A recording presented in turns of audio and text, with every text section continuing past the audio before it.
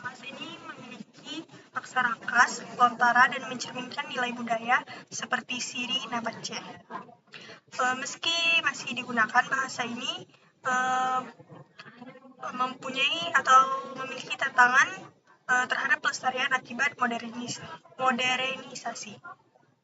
Di sini kami mencoba mengimplementasikannya dengan model lama menggunakan RAJ untuk mendukung kemampuan memahami bahasa Bugis dan menerjemahkan bahasa Bugis. Intinya kami mengevaluasi sejauh mana model ini bisa bekerja baik dalam konteks memahami ataupun menghasilkan hasil yang relevan. Tetapi dari hasil percobaan ada dua perbedaan yang sangat jelas di antara dua model yang diuji. Yang pertama itu lama 3.21b dan yang kedua lama titik 318b. Dari situ kami mengamati kelebihan dan kekurangan masing-masing. Adapun hasil yang kami temukan, model lama 3.21b hasilnya itu kurang memuaskan. Karena model ini kesulitan untuk memahami konteks data yang kami berikan. Akibatnya, output yang dihasilkan sering keluar dari topik atau tidak sesuai dengan yang diharapkan. Kenapa terjadi? Karena model ini berukuran kecil.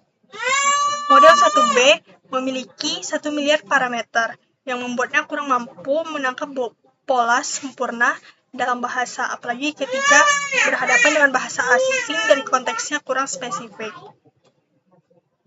Dan kemungkinan kurangnya pelatihan dan domain yang tepat. Apabila model ini tidak dilatih dengan data yang relevan atau kualitas tinggi, kemampuan dalam memahami konteks itu juga terbatas. Sekian dari saya, kurang lebihnya saya mohon maaf. Wassalamualaikum warahmatullahi wabarakatuh. Saya Rika Landa dengan NPM 223518189. Kali ini saya akan membahas model kedua yang kami gunakan untuk proyek penerjemahan bahasa daerah Bugis Bone. Model kedua yang kami gunakan yaitu model lama 3.18 billion parameter. Tentunya lebih jauh besar dibandingkan model sebelumnya yaitu 1 billion parameter. Model ini sudah dirancang untuk menangani tugas yang lebih kompleks, termasuk penerjemahan bahasa, pemahaman konteks, dan generasi teksnya yang lebih kaya. Saya akan menjelaskan kelebihan dan kekurangan dari model yang kami gunakan, yaitu kelebihannya yang pertama, kemampuan menangkap pola yang lebih kompleks. Model ini tuh mampu menghubungkan antar kata-kata dalam konteks yang lebih dalam. Hal ini menjelaskan kenapa model yang kami gunakan ini dapat menghasilkan terjemahannya per kata yang lebih akurat dibandingkan model 1 billion. Kemudian yang kedua, pemahaman yang lebih baik terhadap struktur bahasa yang kami berikan. Model ini sudah cukup besar untuk memahami struktur tata bahasa dengan kalimat sederhana hingga menengah. Namun untuk konteks yang sangat spesifik atau kompleks, model ini masih bisa mengalami sedikit kesalahan dalam menyusun kalimat. Kemudian kemampuan generasi yang lebih baik. Dengan parameter yang lebih besar, model ini memiliki fleksibilitas untuk menangani berbagai jenis data dan masukan. Jikalau dibandingkan model yang kami gunakan, yaitu sebelumnya 1 billion parameter, model 8 billion parameter ini lebih baik dan lebih baik dalam menghasilkan outputnya yang relevan. Kemudian kekurangannya dari model yang kami gunakan yaitu 8 billion parameter itu yang pertama, masalah pemahaman konteks yang mendalam. Walaupun lebih baik daripada 1 billion parameter, model itu masih mengalami kesulitan memahami konteks yang mendalam atau sangat spesifik. Hal ini dapat terlihat dari hasil yang menunjukkan bahwa model ini agak keluar konteks saat menghasilkan kalimat yang lengkap. Nanti kami akan mencontohkannya yang akan dijelaskan oleh teman saya. Kemudian kekurangan selanjutnya ketergantungan pada data pelatihan. Model ini meski lebih besar tetap bergantung pada data pelatihannya.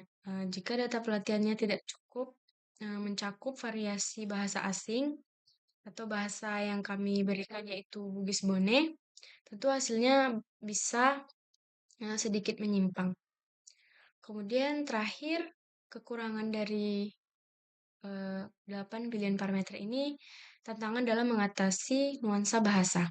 Dalam penerjemahan, memahami nuansa budaya, idiom, atau makna dari suatu bahasa seringkali sulit untuk model generatif, termasuk model ini. Hal ini menjelaskan kenapa terjemahan perkataannya udah bagus, tapi kalimatnya utuh masih kurang akurat dalam beberapa kasus. Seperti yang contoh nanti akan kami tampilkan. Jadi kenapa model 8 billion ini lebih baik? Karena kapasitas memorinya tentu saja lebih besar dari yang 1 billion parameter. Jadi dapat menyimpan memproses pola bahasa yang lebih kompleks. Jadi selain itu, dengan ukuran ini juga model 8 billion parameter ini lebih mampu beradaptasi dengan variasi data yang kami masukkan atau data yang kami berikan. Namun untuk mencapai performa terbaik atau kesempurnaan, model ini tetap membutuhkan pelatihan tambahan atau fine tuning pada data yang lebih relevan dengan tugas tertentu seperti penerjemahan bahasa asing. Oke, mungkin itu saja yang dapat saya sampaikan. Selanjutnya akan dijelaskan oleh teman saya. Assalamualaikum warahmatullahi wabarakatuh. Di sini saya Divan Nursiandra.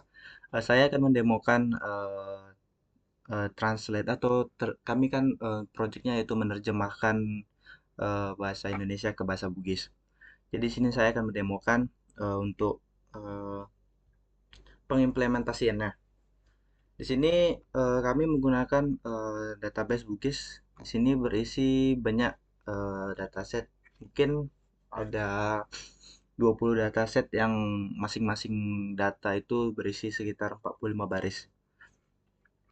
Jadi eh, di sini menggunakan model 3.1 dengan 8 billion parameter. Di sini kita coba aja terjemahkan kata.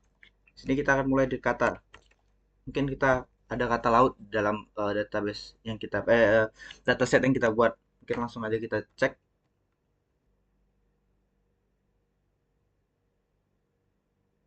Nah, ini langsung muncul tasi dalam bahasa Bugisnya. Mungkin lanjut kita misalnya terjemahkan kata lihat. Lihat juga sudah ada dalam database yang telah kami buat. Nah, kita. Nah, lihat. Lihat itu sama dengan ita. Kemudian untuk terjemahan kalimat kami melihat laut. Akan coba untuk kalimat.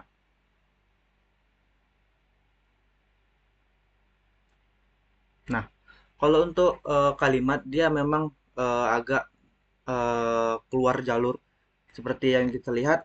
Saya menginginkan kami, maka si modelnya merubahnya menjadi kita.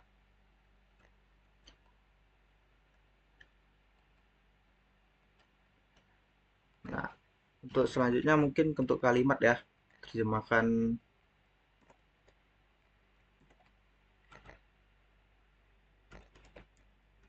Nah, coba kita lihat apakah bisa kami lihat bulan.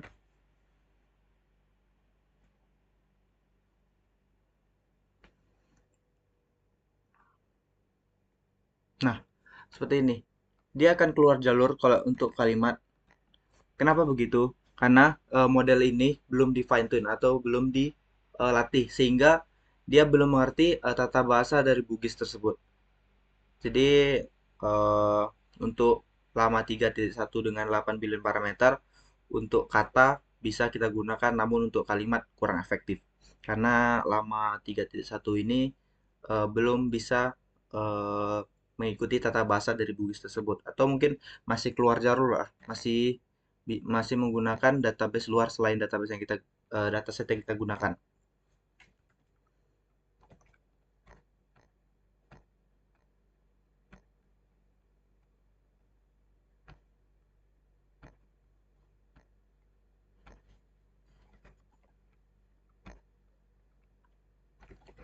Baik, untuk percobaan yang lama 3.2 dengan satuan billion parameter, kita coba saja untuk terjemahkan kata ya. Nah, kita ulang saja seperti yang tadi. Kita lihat laut, apakah dia bisa untuk menerjemahkannya. Harusnya tidak bisa. Kenapa? Karena parameter yang digunakan terlalu sempit. Nah, sehingga oh iya, untuk lama 3.2 ini masih belum bisa berbahasa Indonesia. Jadi harus kita gunakan bahasa Inggris termasuk datasetnya. Jadi mungkin itu belum bisa untuk kita gunakan karena kami juga belum membuat data tersebut.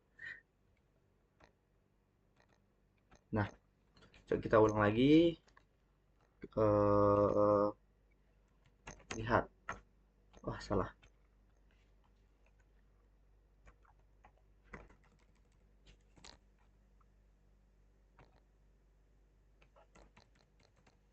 Nah, tuh. Dia bisa berbahasa Indonesia. Namun dia malah keluar konteks. Di sini saya mau dia menerjemahkan kata lihat, namun dia malah membuat apa dari kata apa sinonim dari kata lihat. Mungkin maksud dia di sini menerjemahkan dari bahasa Indonesia ke bahasa Indonesia, mungkin dari bahasa baku ke bahasa yang tidak baku atau mungkin sebaliknya. Mungkin untuk analisis singkatnya untuk ini model lama 3.21 billion ini belum bisa untuk digunakan dalam terjemahan atau mungkin ya terjemahan menggunakan teknik RAG. Kenapa? Karena dia butuh dataset yang besar dan sangat besar hingga dia dapat memahami eh, konteks yang kita gunakan, yang kita sediakan, yang kita inginkan ya. Jadi butuh resource yang besar untuk melatihnya, butuh eh, resource yang besar untuk membuat datasetnya sehingga lama 3.21 B ini dapat efektif kita gunakan dengan teknik RAG untuk menerjemahkan. Kemudian untuk yang lama 3.18 billion parameter sudah memiliki parameter yang cukup luas sehingga dapat memahami konteks yang kita mau. Namun karena kurangnya data yang kita sediakan, jadi dia masih eh, hanya sekedar eh, menyamakan aja. Jadi misalnya kita mau kata apa, dia akan memberikan apa yang sama dengan kata tersebut. Sehingga untuk kalimat dia masih belum efektif karena dia masih eh, kadang keluar konteks. Jadi eh, teknik apa namanya dataset yang kita berikan tidak sepenuhnya digunakan sama dia karena mungkin dia tidak memahami. Jadi untuk solusinya tersebut yaitu memfine tune model tersebut dan mungkin memberikan dataset yang lebih besar atau mungkin lebih lengkap, lebih kompleks sehingga kita si model tersebut dapat memahami apa yang kita mau. Juga eh, model tersebut bisa kita gunakan menggunakan teknik RG, namun untuk datasetnya kita semisal ada sesuatu yang ambigu, maka kita harus sediakan yang ambigu bagian misalnya bisa kan. Bisa itu bisa dalam kata kerja atau bisa dalam eh, racun. Nah, jadi kita harus sediakan konteks dalam racun dan konteks dalam kata kerja. Nah, seperti itu. Mungkin itu saja presentasi yang saya lakukan untuk mendemokan dari eh, lama 3.21 B dengan lama 3.1 B. Mungkin saya bisa berikan sedikit saja Ini dataset yang kami gunakan. Ini. Oke. Terima kasih. Saya akhiri. Wassalamualaikum warahmatullahi wabarakatuh.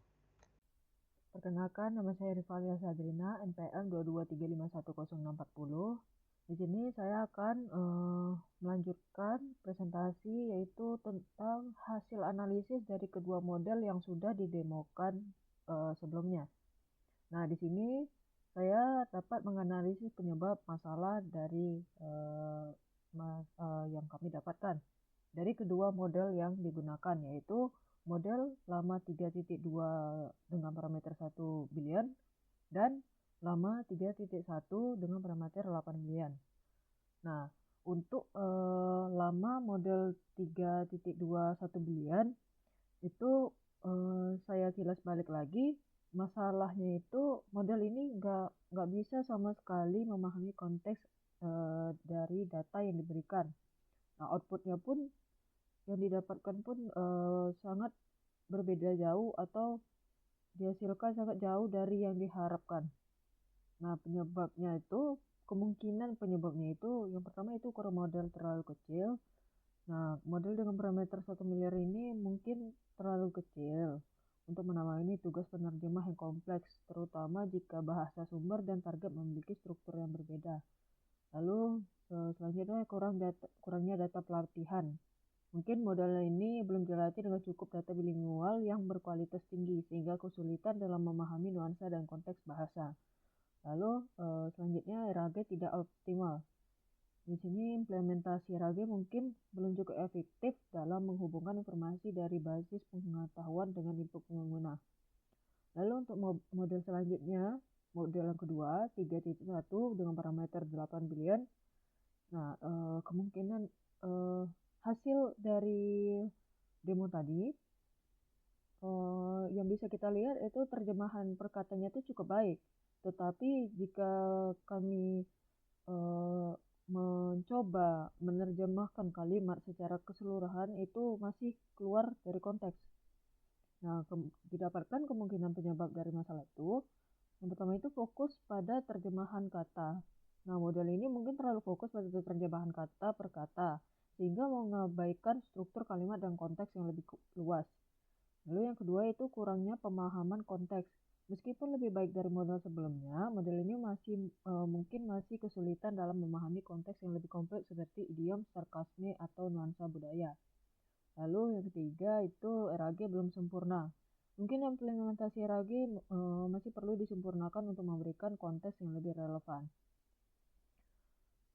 Nah, lalu solusi yang yang mungkin bisa menyelesaikan masalah dari yang kami dapatkan. Yang pertama itu kami meningkatkan ukuran model. Yang pertama itu mempertimbangkan model yang lebih besar. Mungkin dengan model yang dengan parameter yang lebih banyak memiliki kemampuan yang lebih baik dalam memahami bahasa dan menghasilkan teks yang berkualitas. Lalu mengeksplorasi model-model yang sudah di fine tune.